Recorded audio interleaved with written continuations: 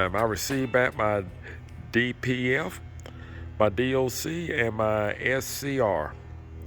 But they did not need to clean, and they wasn't able to clean the SCR. So that's good to go. And you're going to need these gaskets here. Here's the part number, along with the price.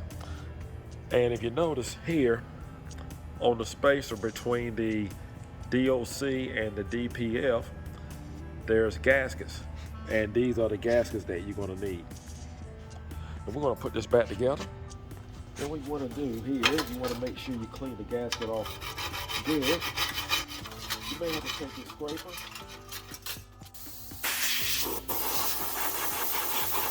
Just make sure we clean the DPF.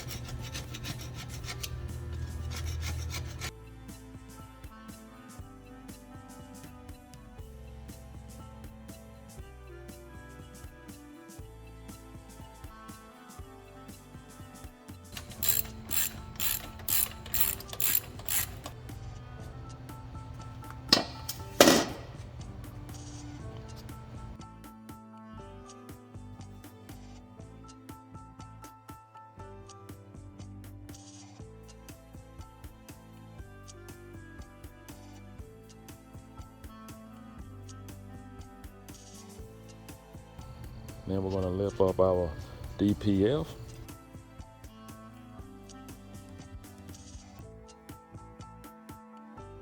We have the DPF and we have the DOC connected, and you want to make sure that your ports, your temp ports, are all lined up.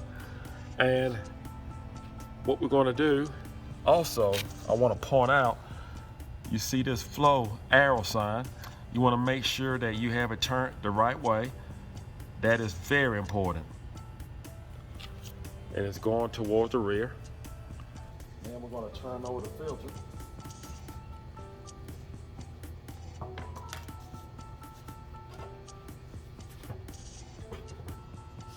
Again, you want to make sure you use a new gasket. You just want to set it right here. And we're going to put our SCR right on top of it. And we're going to lock it down. Well, we got the exhaust system back together and lined up, and we are good to go.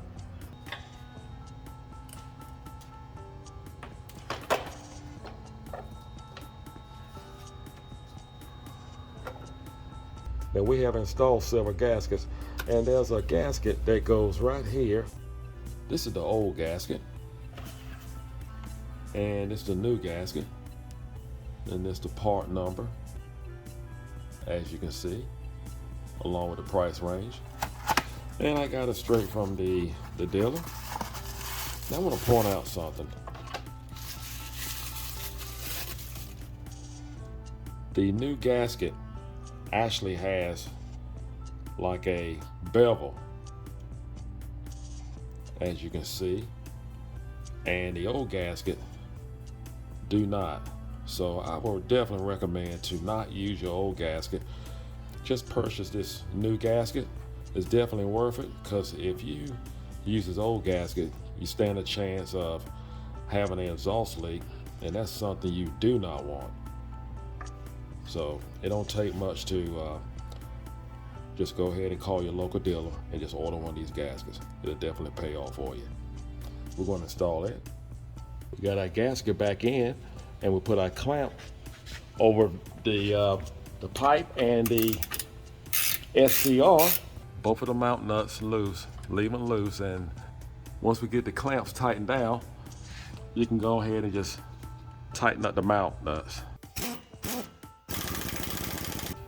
And let's not forget to put our clamp on the tailpipe.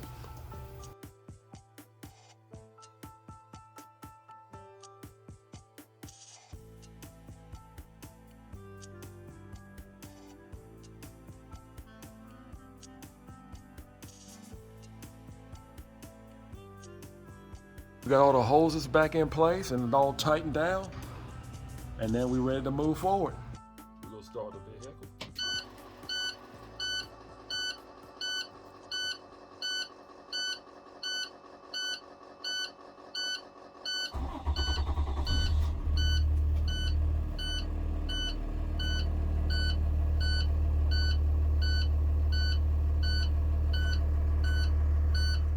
That's all there is to it. To hook up your exhaust filter back on, and you can regen your vehicle and get it back on the road. Now let's just say you do not have a laptop nor a scanner. That is no problem. And I happen to have one, but not everybody has one of these. What you can do, you can just get in the vehicle, fire it up like you just saw, and go down the highway, and it's going to be in reduced power. It may start out like it's not in reduced power, but it may kick in reduced power. When it do, don't be alarmed. Find your open highway that you can actually constantly drive. And what it's going to do, eventually, it will kick in, let off the accelerator. When you hit back on the accelerator, press it back down, chances are it's going to kick in and just work it up to speed. And then finally, eventually, the light, the buzzer should go out. Now your engine light will remain on, and you will need a laptop or a scanner to actually clear out the engine light. But at least your vehicle's not in reduced power and you're back on the road again. I hope this video was helpful.